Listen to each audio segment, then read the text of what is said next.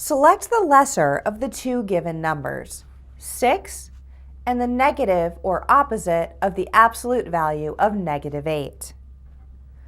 To determine the lesser of the two given numbers, let's first figure out what the negative of the absolute value of -8 is equal to. The absolute value of any number is the distance of that number from 0 on the number line. So the absolute value of -8 is 8, and therefore the negative of the absolute value of -8 is -8. So now we're comparing 6 and -8.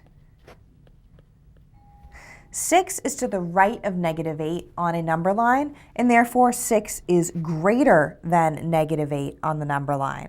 So the lesser of the two given numbers is negative absolute value of -8.